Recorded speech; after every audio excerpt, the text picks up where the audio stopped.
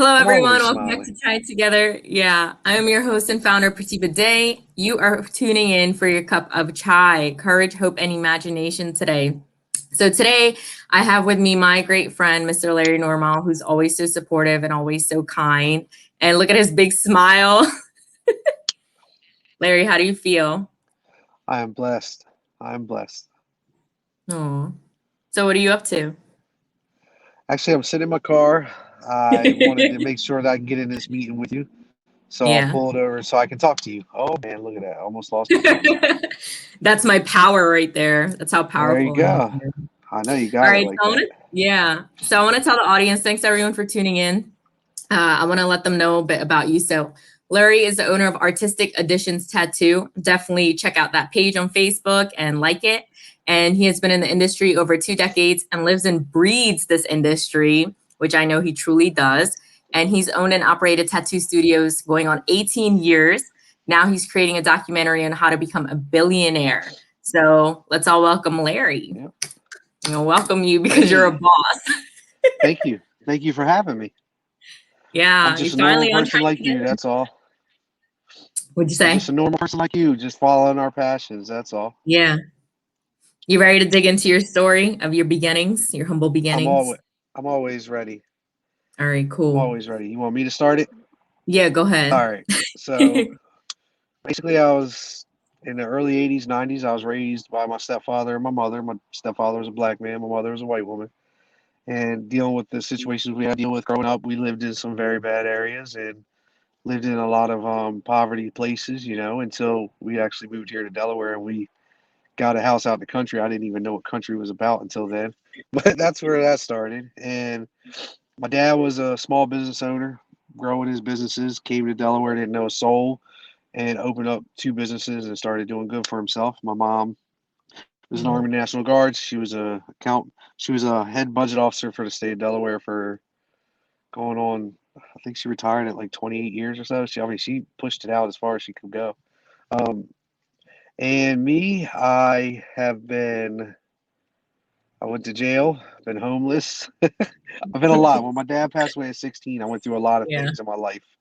And how it started was when he was gone, I didn't have that person to hold me accountable for the things I need to be accountable for. I didn't have the person there that was telling me yes or no. My mom would tell me, but as a teenage boy, it's kind of like you fear and you respect your mom, but you're also not scared of her as much as you would be your father because you don't want them hands to be put on you. It's a little yeah. different.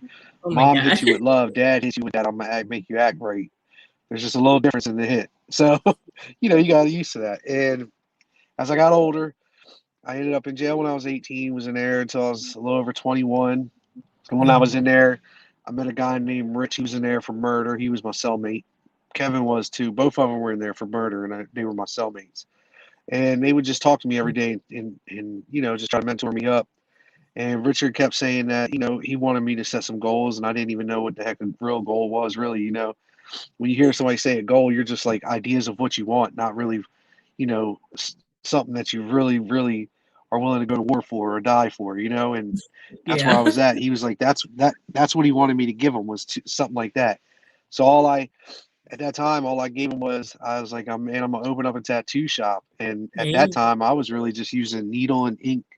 I was using a sewing needle with the string and then Indian ink, and I would dip it in it, and that's how I tattoo. My whole last name across my back was done that way. Some of my What? stuff on my hands that has been covered up over. Yeah, I've got a lot, man, from Who that did it on era your back because that's though? how a friend of mine Oh, named okay. George. Yeah, right, Yeah. pretty much. And And he when I was a was in beginner? California, because yeah, he don't tattoo. He didn't Mm, tattoo back then. yeah. It was just something we were doing. And then we went out to California, and I got some stuff done on my hands the same way. This is when I was like before I had went to. This is right when I got out of jail, and I was trying to become a tattoo artist, and I was going hard. I was just trying, but it was hard to find a spot because you're talking 20 some years ago. There wasn't as many tattoo shops, and social Mhm. media wasn't a thing like it is now. Facebook wasn't even thought about yet. So when you get into all the what we were going on, I finally got back to Delaware. I was living in Florida at the time, really, and my Mm, mom ended up having two heart attacks and never told me. My sister called me and told me on the second one.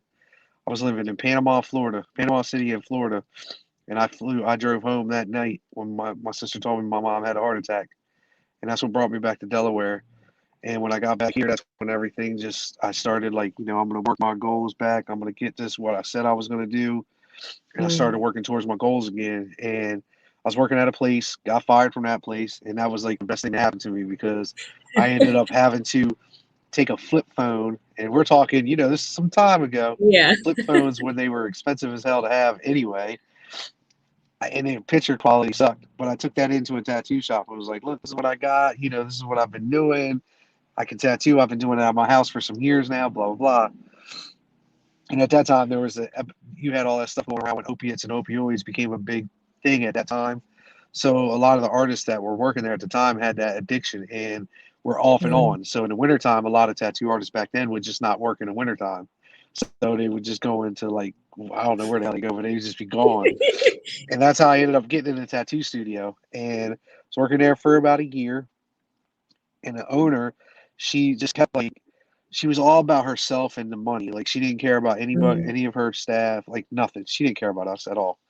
And I had a tragedy at my house. I had just got this house. I just bought it.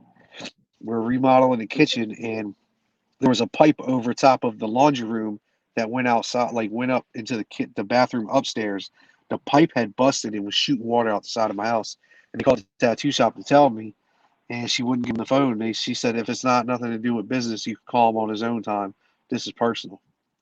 And I'm thinking, you're letting my whole house flood, and you're not even going to tell me about this. You're just kind of like telling me if it has nothing to do with tattoos. And I understand back then she was having an issue with like her artist leaving and having Mm. drug issues, but that wasn't me. Back then, yeah, I did smoke weed and whatever, but I never did anything that would jeopardize anybody's business or career. So I didn't understand why she treated me that way, but she did. So that day, I was like, you know what?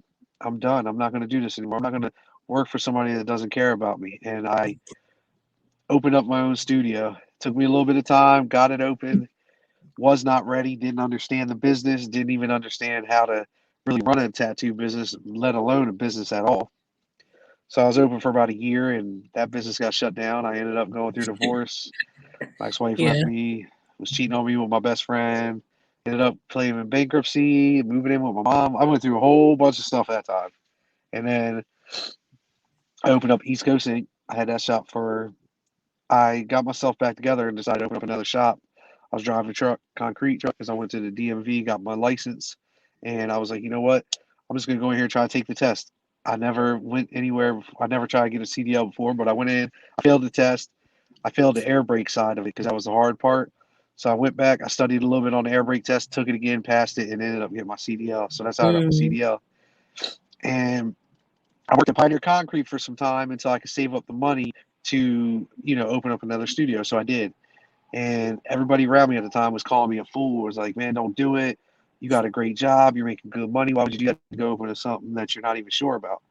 And all I thought to myself was like, because I'm me. I know I can do this. Like, I don't know why you don't believe in me, but I believe in myself. So I'm just going to do it regardless of what anybody said. And at that time, my mom was the only one that really like had my back. So we kept going, going, going.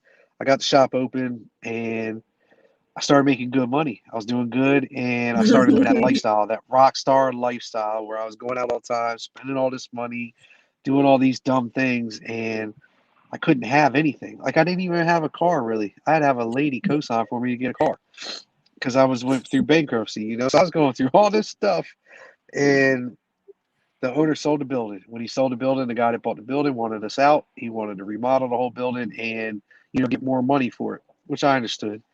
But I didn't want to get out, and I fought him back and forth, and eventually he just won. He did some dirty stuff to me, and I lost. So I got out. Well, I went into this deep depression. I ended up getting with my second wife, Mm. and I was going through a lot. I should have never married her. It was my fault. Like I did a whole bunch of stuff I should have done, because I wasn't mentally right. And at that time, yeah, she was there to try to make my mental right, but I wasn't even ready. And that's a lesson I would just tell everybody: like, don't get into something until you're mentally ready, because you're going to bring that to somebody else, and it's going to tear their life up too, right? So that's just what happened. So we ended up having a kid. We ended up getting a divorce. Here I am. You know, I was in the middle of building this shop that I have now 12 years ago when all that happened. And it was just a lot of like around me things that just kept facing me, kept going at me, and I knew that our age difference made a big difference in our lives, and our plans for life was completely different, and that's why we ended up separating. So fast forward, I opened up my shop.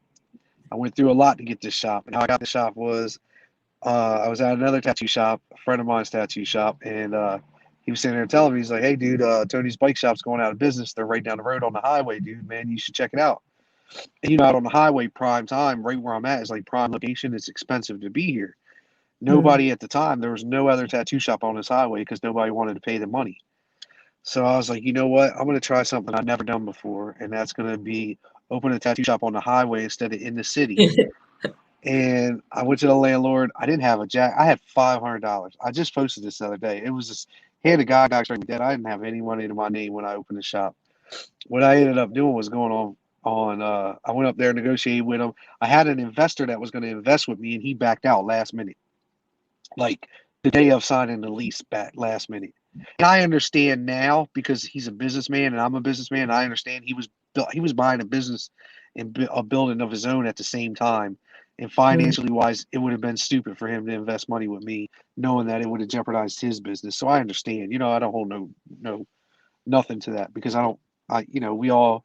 I understand now. We just never have talked since that day.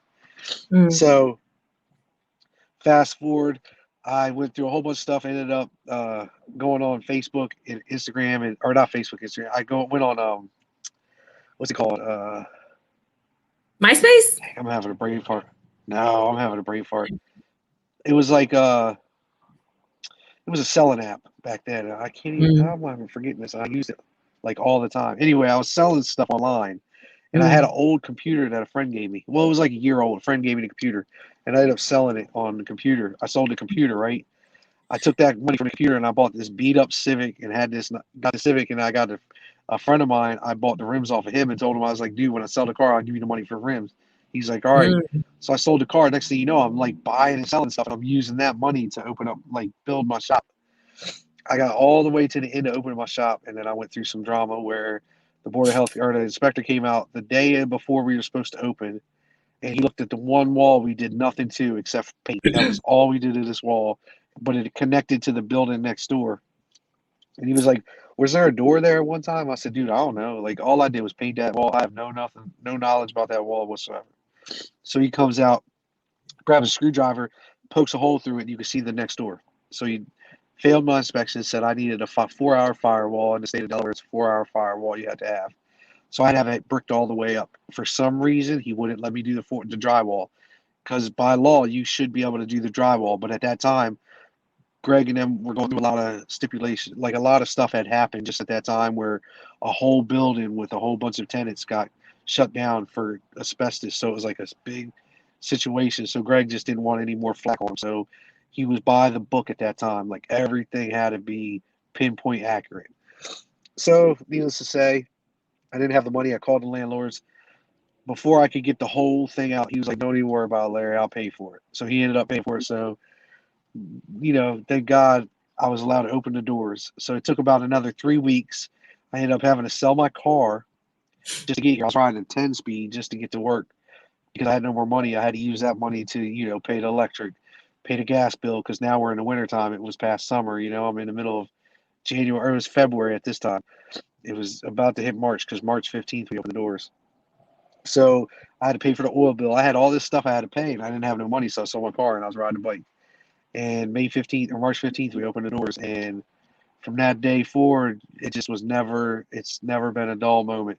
I went through a storm. And when you hear people say that, man, it's not a lie. Like you go through some stuff before you get to where you want to be. None of it's just like you're in there going, like I went through some very, very difficult times through that whole process and don't know how I did it. And I did a lot of bartering. I tattooed for a lot of the services because I didn't have a choice. Mm. What do you find to Fast be forward to the roughest today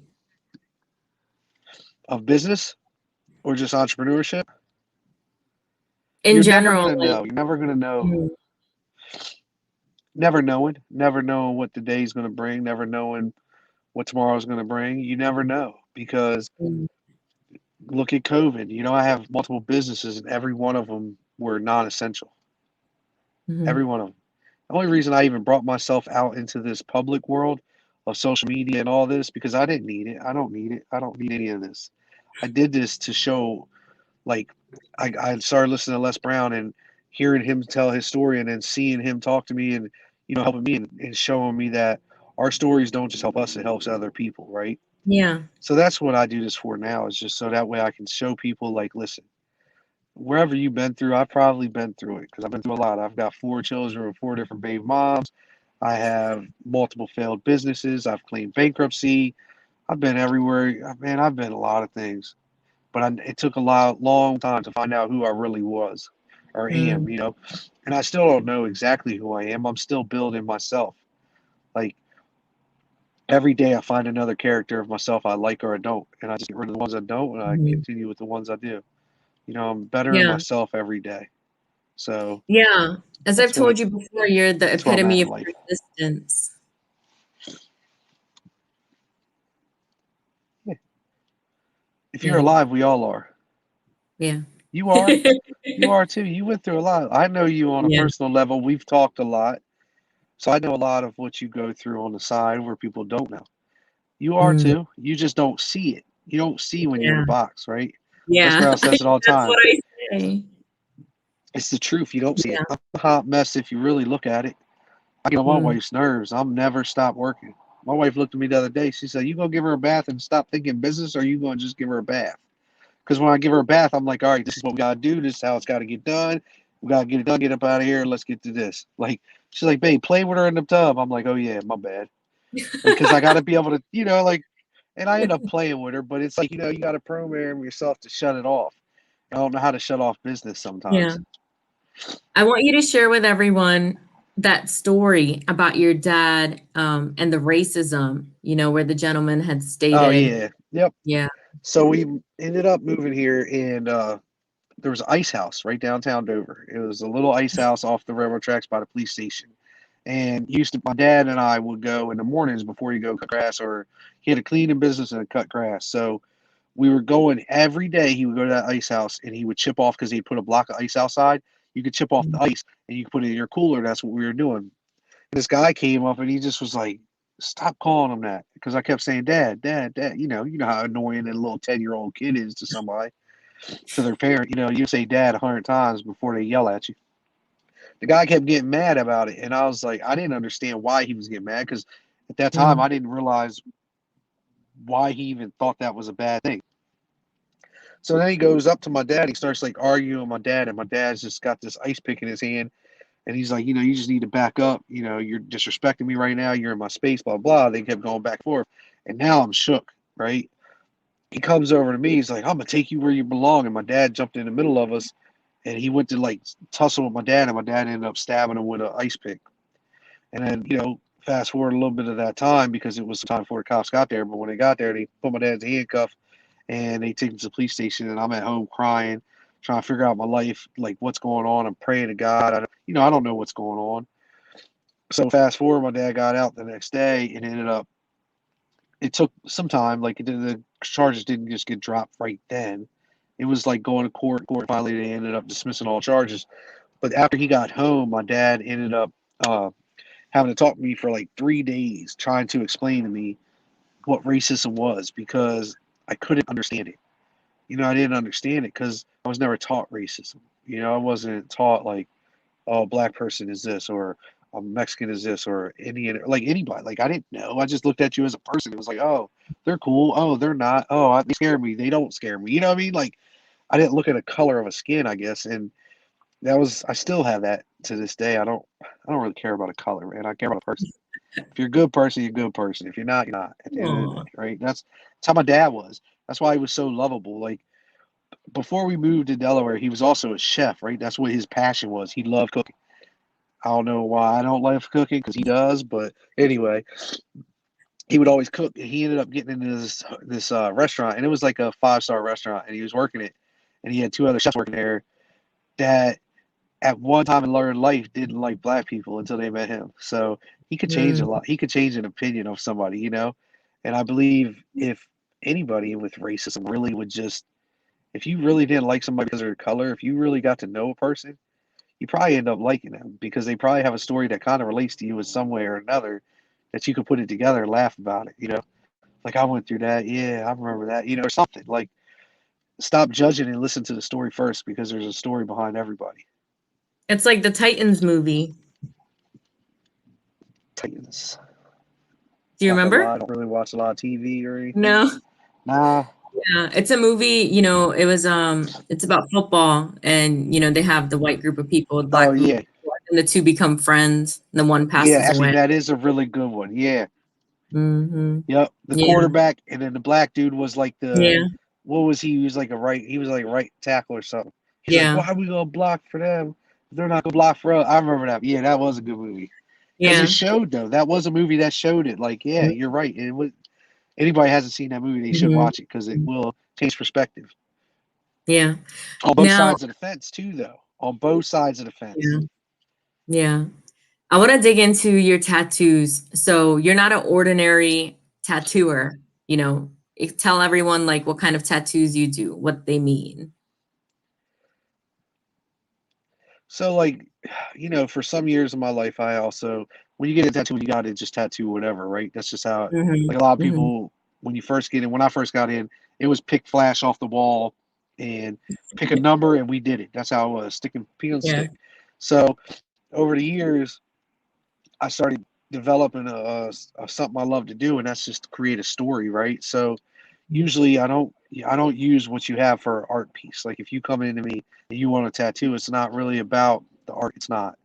It's about the story. I need to know why you want the tattoo, what you're going through at this time, emotional wise, what you're trying to get over at this time. So that way I can create a piece that I can tell the story to that.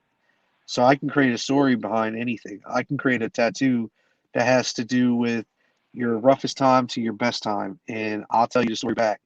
And I'll be honest with you, 90% of the ones I do, always I never show the piece before the day of or the day before. And 90% of the clients always get the tattoo because of the story. They don't even care about the Right. tattoo. They care about that story that goes with the tattoo, right?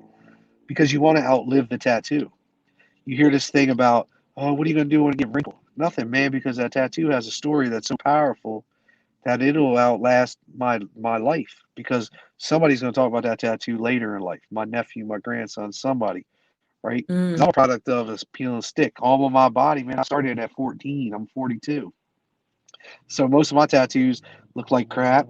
They were tattoos that had no meaning. I got it off of, oh, I like that. Let me get that, you know? And there's nothing wrong with that style of tattooing. That's a big thing, and that's still a good, you know, people live that way. I don't. I like the more meaningful tattoos. That's why I don't tattoo people. I don't really tattoo many people. I tattoo the people I want to tattoo, and that's it. Mm. If you have a story, if you have a strong meaning, I have a strong story. Yeah. I want to ask you, so what are you working on now? Do you want to share with us? So right now I'm in the middle of a TV series. We're working on a Yeah. plot for that and getting it all together. And you know, I worked with Spike Van Bryson, which now he was a producer of The Hills and Gordon Ramsay 24 Hour Hell and Back. He even did a little. He did one series with X Factors. Really Mm-hmm. good dude. Probably one of the most humble, like kind-hearted, creative souls you ever meet, dude. Like when you talk to him, his creativity level just never stops. It's very impressive, right, on what he does. But now he's the vice president of alternating television shows for Fox. So now I have Mm. to work with a new producer, you know, to get my story, get our pitch going right. But I'm working on that. I have that. I worked with Hillman Sorry. He got me Yeah, investors willing to Henry. Hillman and George actually, and they're pretty much any amount of money I need or want, I have available to me at any time to buy a supply store. Because what I'm doing is I'm building the Amazon and tattoo supply companies, trusted Yeah. supply companies. Because if you go on Amazon, I don't know why, but 75% of that stuff isn't real. Like the inks, they don't sell like Eternal inks. They sell it on Amazon, but Eternal Ink and Fusion do not sell anything on Amazon or eBay. It has to be from one of their distributors or them solely only. they control it, right? They don't want it to get out there to the wrong hands. So what I'm doing is I am building it to where it's all trusted products in our industry by trusted people, and that's what I'm doing. So Wow. I'm working on that now. It's very Yep, different. Do you want to share about your book very as well? different. My book is it's a documentary, but a mindset documentary, right? It's a documentary about myself, kind of explaining my story way more detailed than what I did. Because when I turned 16 and I went dark, I say I went dark. I kind of start to tell you how dark I went, right? I give more Mm, stories to that, but also tell you what mindset it took me to get out of that story, like out of that lifestyle, because it was dark. It was dark. It was very, very dark. So when I got out of that, it's a book about that, and then it's just a book about now, like what it's taken me to get to where I'm at today. Like I went from bankruptcy to driving in a $120,000 car. Like sheesh, tell man. Like everyone about if I the could car do you it, have. anybody can do it. Oh yeah, it's a 2021 BMW 850i. Yo, It's actually my new what baby. fire. I don't even really drive it, to be honest with you. I don't even really drive it. I drove it today. Uh, I just drove it today because I wanted to. I haven't driven it in a while. Is it And because it's new, you want to keep the newness? no, just because it snows. It's been snowing. I don't want it out here and it's getting dirty. It's my baby, man. That's She's what I'm too saying. clean for You that. want to protect it. Yeah, I still got the big green machine. I still got my big old Suburban, so she good. I didn't get rid of it. My wife was like, "Are you selling it?" I was like, "No, babe. Are you asking for a divorce right now? What are you doing? I don't understand. Leave me alone by my truck. That's still my baby too." Yo, I just love you. You're so funny. Yeah. So, yeah, tell everyone about, your tattoo shop, how they So it's can art. book you. Yeah. So it's Artistic Edition Tattoos. We do Mm, have two Facebooks. There's one logo with a black background. That's the one that got hacked. I've been going back and forth on Facebook. I can't. They want you to give out damn near first kid's born seed. Like they want DNA from your first child for you to get this thing back. I've done everything they said. I'm still fighting with it. I can't get it back. I don't know why. Somebody got me. It is what it is, right? Now I got a 37,000 password protection on this other one with 16 different emojis and everything else, just so I can hopefully don't get hacked. So I started a new Facebook page, but so you can look out for that. We have an Instagram. Everything's just Artistic Edition Tattoos. If you check it mm, out, look us up, find us on there. You can book through me. Really, just Google my name, Larry Normile, or just put Larry Normile on Instagram or Facebook, and I'll pop yeah. up. But really, I'd rather than book with my other artists because I don't tattoo a lot. Like I only tattoo 2 days a week, so I do more of my other businesses and more of my coaching and more of my book Mm, I'm working on. So I have a lot going on. I'm more in meetings all day than I am anything, to be honest with you, and writing. mhm. So I do tattoo. If you have a powerful story, I am the one. Come see me and I got you. Trust me, I got you. But for everything else, I have a color portrait artist. Her name's Gracie. She's a monster. She's only 19 years old, and the color work that she does is just insane. I taught her how to tattoo. I have Pete Torres. He's a black and gray portrait artist and realism artist. He's Mm, been working for me about 7 years. He's a monster too. I have wow. Dom, True Love Trademark. He's a lettering artist. Basically, he's an award-winning lettering artist. That's just what he loves to do. I taught him how to tattoo 7 years ago, and he still works for me. Then I have Mel. She's like an Chicano style, black and gray dot work kind of girl. She's starting to Ooh. find her way like in flowers and stuff like that. I actually taught her how to tattoo too, so she works for me. Everybody in my shop except for Pete, all were hand taught by me how to tattoo. It's something I've Wow. done since I was good. I'm a better teacher than I am a tattoo artist. I really can show you what it takes and how to apply and do it. It's just because of the fact that my whole career I was worried more about the business side of it than tattooing. I didn't take as much time into learning the tattoos as I did the business. So I know the Mm, business inside and out. I know how to create the money, how to get the income, how to market it. I know how to do all that, and that's why I am where I am. yes. Do you have a website, Larry? I have quite a few. I have Artistic Editions Tattoo or yeah, Artistic Editions Tattoo.com. That's the website for the shop. I have AA Tattoo Supplies.com for my supply company. I have billionaire mindset coaching.com for the coaching. And that's about all. I think that's all I got right now. I think. I love it. I don't know. I have people to handle all that for me. So Yeah. you put Look me at on the that. spot. You need a I'm trying to team. remember the name. Yeah, you have to have a Yeah. team. Once you Yeah. get to a certain point, you're overwhelmed. Even if it's a virtual assistant off of Fiverr or something, you gotta get something because if you don't, you're gonna go stir crazy. I don't. I have 3 assistants and they all work for me in my shop. They work for me because I need the help and they know I need help. But they got my Mm. back like I have their back. So we're together. We're a team. Yeah, that's one thing because remember prior when you worked for that lady, she didn't care about you, but you care about your people. There's not a soul you can't walk in my shop and not feel the love in that place. There's not Oh, one person in there, even on a bad day, even if they're mad at me, they're still gonna tell you they love me because I yeah. love them just as much as they love me, man. We have each other's back. We're gonna have our problems. I'm still the dad of the shop. I'm still that guy that's gonna hold you accountable. So it is what it is. They know. Yeah. Just do what's asked of you, and I'm gonna do what's asked of me, and we're gonna rock this thing out, and we're gonna make some money together. You That's all being it you, you're takes. possibly, Team. yeah. You being you're possibly like, come here, let me give you a hug. Oh yeah, that happens a lot. Hugs are normal in this shop. Hugs, high fives, and middle fingers. Oh. I don't know why. I say, hey, I got something for you.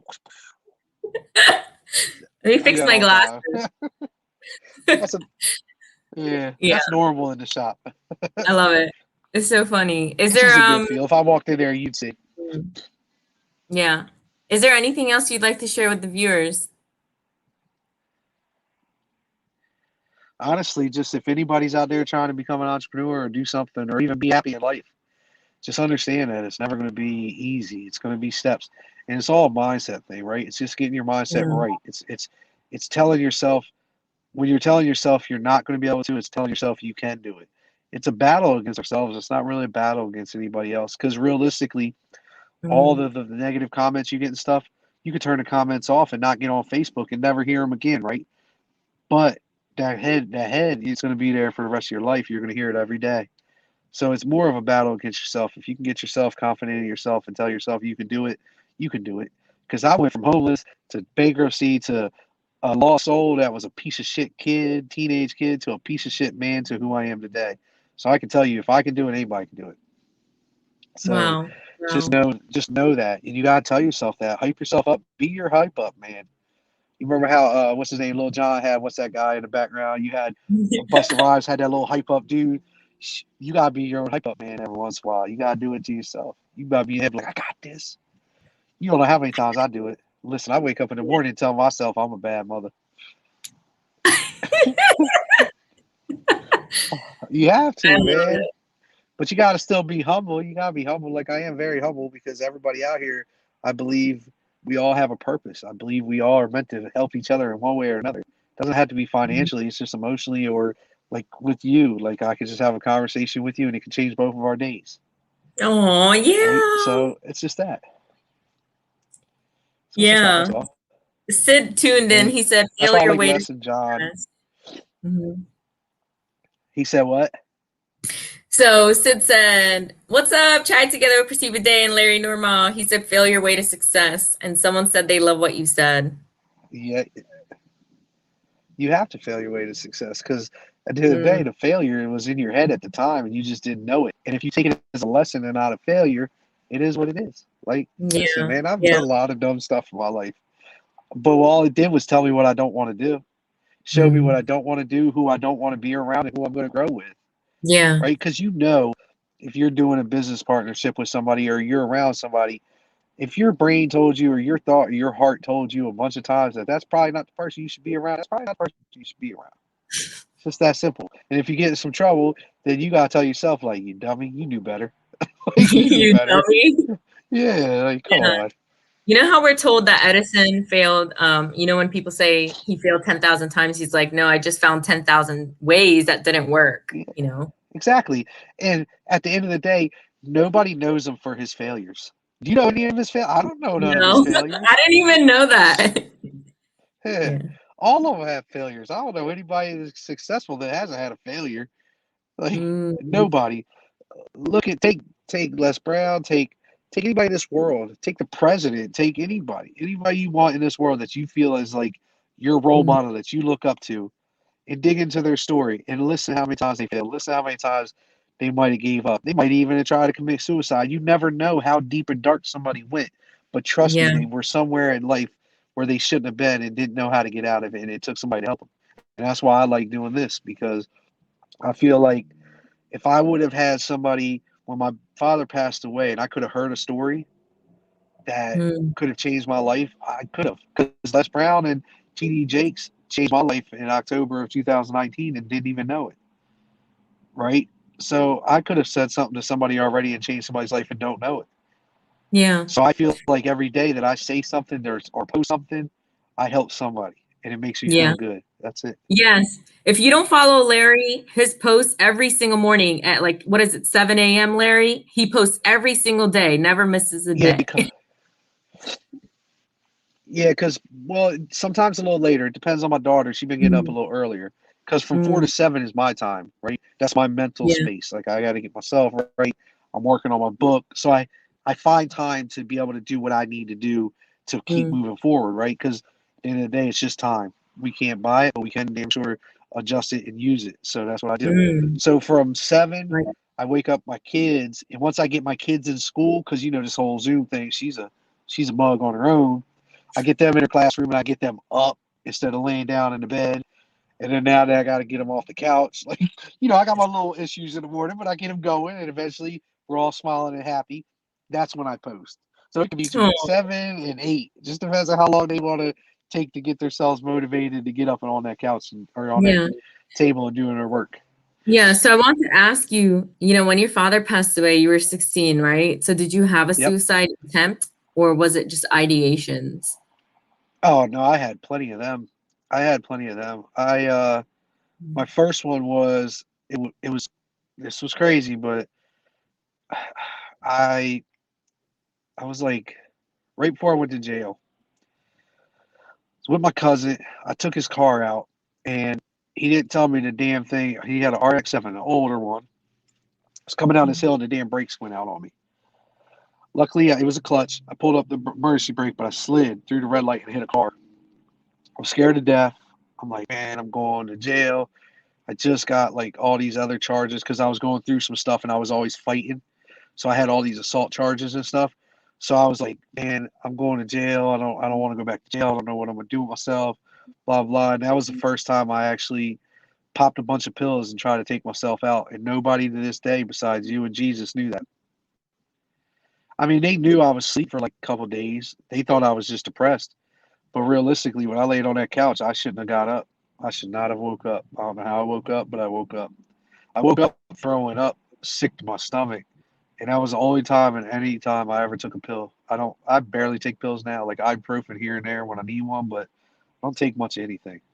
As I'm getting older, I am taking me some of those amino acid or them rather be getting some stomach aches every once in a while. I gotta Oh, watch what I eat, So Imodium, I gotta take that every once in a while. But besides that, I don't take pills because I don't have an addictive personality when it comes to stuff like that. But I don't want to mm, put myself around a position where I need to be around that because at the end of the day, our mind can take over our thoughts any day of the week. It takes us sharpening our minds to keep us sharp from that. Like I'm pretty sure you put me in the middle of anything, I'm not gonna touch it. But if you put around anybody around something long enough with the wrong influences, something can happen, right? So I would say stay away from drugs. That was the first one. Second one, the one that I can relate to the most, like it was about 8 years ago, maybe nine now. I'm sitting on my couch on my shop that I have now, but I was in this same building, but over in a smaller section. So I ended up moving over here to the bigger side. I was on that side, and I was going through the divorce with my ex-wife. Um, my artists were leaving. Like there was just a lot going on. They kept telling me that I was stupid, I was dumb, I didn't know they just every which way I was getting dogged, every which way. Even my mom at one point started like giving me a hard time because nobody understood. Nobody saw what I was going through, and nobody even took the time to say, "Hey, you want to have a conversation about what's going on?" Nobody cared to know; they just cared to judge. So I was going through so much and I couldn't take it anymore. And then this one artist came up to me and was like, "You're just a piece of shit using everybody for their money, blah, blah, blah." And I wasn't using anybody for money. I don't need money from somebody. Like, I can go get my own money, just like any of us can, right? But he felt because I wasn't tattooing and he was tattooing that I was just using the money that they were making because it was a percentage, that I was just using the money they were giving me for whatever I wanted. And they don't realize how much bills are behind a business, like taxes, the rent, the electric, the gas, the supplies. Let's add it up. I'm not taking your money, brother. This money's going right back into this business. So, but he didn't see that part. So I ended up on the couch contemplating it. And this is crazy. I've never told this story, and you can check on my Facebook and see. A friend of mine, a client, came in and she had a dog. She had a little like French bulldog or whatever. And she sat that dog on the couch with me, and we're just sitting there. And like, I don't know what about that dog just kind of made me feel better, like kind of made me happy, even in a dark stage. So that day, I didn't try to do it. The next day, I was damn sure going to do it. I just couldn't like look my son in my eye and tell him I was going to kill myself. But I was dark. When I say dark, I'm telling you, I was dark as hell. And I don't know who, I know who saved me. It was my wife and God, right? Because my wife came in and she was getting tattooed by this other artist named Eddie. And I don't, anybody knows me knows I come up to talk to everybody who comes to my shop, right? Because I'm a personable person. But I never sit and have a long conversation because time is money at the end of the day. So I'm sitting there talking to her and we're just sitting there going back and forth. And then all of a sudden, 2 hours went by and I'm smiling, I'm happy, I'm laughing, I'm joking. Next thing you know, her, Eddie, and I were supposed to go out that night just to go have some fun at the casino.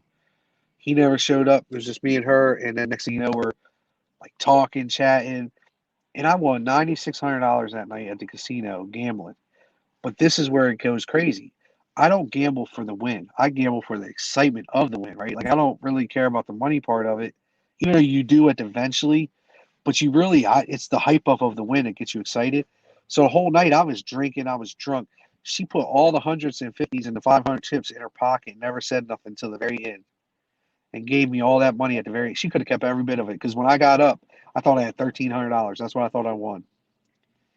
So that was like the first night. And then, because this is when I was in my bad gambling and drinking addiction, because I was like trying to cope with the depression in a different way. So the next night goes by and I go out again and I do it again and I won again, $4,600. And she Wow. did the same exact thing. So that night I was like, you know what? I think I want to get to know this girl on a personal level because I've never been around that many people that really have just wanted to generally be my friend without wanting money attached to that friendship. Like wanting to borrow money, help them open a business, do something, right? It's always been something, but it was never like that with her. It was never about the money. She made her own money. To this day, she makes her money. She don't need my money. So that was the feeling I got from her, and that's what helped me get over my depression. It's like I found that one. Wow. So, and we had our ups and downs. Everybody has ups and downs, but now we definitely are a business. We know each other inside out, and we know, we're here for the long run. That's where we're at. That's where I'm at today. Amazing life story, Larry. Thanks for sharing. I think we all have one. I love to hear everybody's. Yeah. Yeah. Someone is asking before we wrap it up. They Yeah. said, does it stretch you to post every day? Would you recommend that someone who wants to motivate a specific target audience to post every day?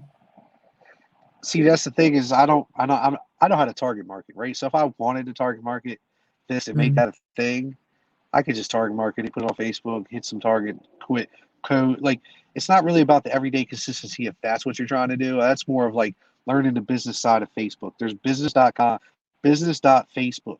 If you have a business page, you go on there, you can target market whatever you're trying to do. One mm, post can reach 1 million people if you want it to. You got to pay for it, obviously. I do it mm, for helping people. I do it for helping people. I don't do it for the money. I have a nonprofit called Next Generation Outcome, and that's strictly just a nonprofit for helping troubled youth and lost souls. So It's never really been about the money for the post for me. It's really just me having a conversation with myself from something I've done or something I'm overcoming at the moment or something I'm living in at the moment. So the posts are actually pretty easy for me in the morning. It's really just figuring out which one I want to post. Like, all right, which one today? Like, Yeah. I've been through a lot. So Yeah. Let everyone know that you post on LinkedIn as well. I post on LinkedIn, I post on Facebook, the Larry side, not the Larry Normile. Like I have a Larry business page. That's just a motivational side. I do that side because I try to keep my personal more a little personal, like for my family and friends and stuff. But it Yeah. it's not really like that. That's pretty much a business page Is too. there, But and then I are we posted it able to all over find a the. nonprofit online? There was, and somebody hacked that account because I did have weak. So this all that stuff's kind of like not new, but new to me, and I didn't realize I should keep my passwords a lot longer. So now I have 35 character passwords. Now I have passwords I don't even know. I carry them around in my wallet and Don't got to tell pull them out. I'm them. like, all right, what the heck is that number again? It's long. So basically, it's just what I had to do, and I took that from the military. That's what the military did. They make you go through all the. And I switch it every 90 days. I do everything that they do because I feel like if Wow. they don't get as hacked as much, then maybe it should work. So I just did it that way. Yeah. Hopefully, because I don't want to get hacked again. It's a pain in the butt having to rebuild all of it again. That just I'll means do it. that you're big.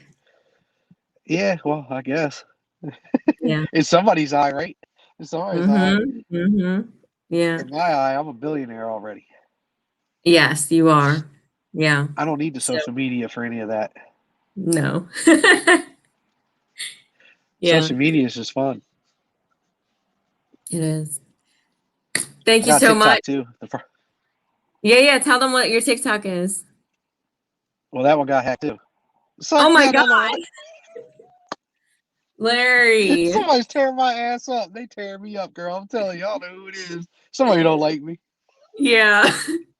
You never know. Maybe it's just for Oh, fun. Maybe it's your own family. You don't know. Maybe it's your son. it ain't my nah, it ain't sorry him because Yeah. Do you want to share he real helps quick? me with my stuff. Do Do you want to share real quick what he's doing with BAM? So my son owns. He's 17. He'll be 18 February 12th. He owns a band Yeah. production by any means necessary. I did hold him back and hold him accountable because of school. Because he did Mm-hmm. get he got two B's and a D. So I Mm. stopped him from being able to do anything with band production until he got his grade up. Yeah. Because I'm more about listen, structure is a thing, organization is a thing to me. Like I know you don't like school, I don't like school. I didn't like school when I went, but we gotta finish this. This is his last year, so a little bit of band production has slowed down a little bit. He's still Right. working with people. He's still working with famous people too. Actually, it's Mhm. crazy. It's just crazy to watch that. But he's doing his thing. He's in a mentor program with me. He hasn't been going to the meetings lately because he's been in the mountains snowboarding. So this week he definitely will be on the call. But uh, yeah, he's doing good. He's doing great, man. Like we all are going to have our trials and tribulations. He's just going through one with Yeah. school. So is my youngest 13-year-old or Yeah. my youngest son. We all have our trials and tribulations, but I'm just there for Yeah. him. I'm going to support him 100%, but I'm going to hold him accountable just like they need to be. So Yeah. it is what it is. But he has band Great production, stuff. and you can Yeah. look it up. You can find it on any of my social medias because Mhm. I talk about them all the time. That's my little buddies. Yeah. Yeah. Thank you so much for being on Chai Together. Thank you for having me. I had a blast. Always Yeah. do. Yeah. My Awesome. windows are all fogged up. Look, Yeah. It's been a while. 49 minutes. Yeah. I don't Thank you mind, so man. much. I could sit here all day and talk with you. You tell Oh, everybody I in the love comments I said hi. yes, everyone. He's saying hi. And that's the thing with Chai Together. I always get told that people end up opening up and saying things that they usually wouldn't with other people. So that's how I know I'm doing what I need to do. Yeah. Yeah. You've been doing what you need to do from day one. You just doubted yourself a little bit. That's all we all do. It's the Oh. fighting of the doubt, though. Once you get over the doubt and the fear, you start to Mm. see the other side of things. You start to see the success, the reward, and the happiness. Because the Oh. process, Because I can tell you now, my process to get to where I'm at today was stressful as hell, and I didn't enjoy any of it. Like none of it. I Mm. didn't know. Listen, until COVID hit, I was stressed to mass stress myself out for no reasons. And then when COVID hit, I sat back and realized I don't even need to work. Like I done built it. How'd I do Yeah. this? Like I didn't even get like I'm trying to put it all into like book, and I'm like, dang, I forgot about I did that. Dang, I forgot I did that. I got a guy that just hit me up the other day that I've known forever. I helped him up in a car garage like 9 years ago. I forgot about that. Like I'm like, shit. I did a lot of things in a lot of years and don't even realize it. So Yeah. yeah, man, like what I would say is enjoy the process. Stop stressing the Yeah. process. Just enjoy it. Yeah. Like we said yesterday, every no comes with a yes eventually, right? Yeah. That's how I I'm felt about dealing with an yesterday. investor that told me he's been doing it for yeah. Every no comes with a yes. And like I told you, that one guy George told me, he said he's been in this business 37 years. He ain't offered something to somebody and eventually they hit him back. Even if it's 25 years later, Mm. they'll come back. Just remember Mm. that. If you always keep that mindset of positivity, you Mhm. can't go wrong. No, no. And you're in the Yeah, right someone group said for it. you have a great motivational story. So Yes. thank you. You're welcome. Thank you. Take care. You too. I'll talk to you probably soon. Yeah.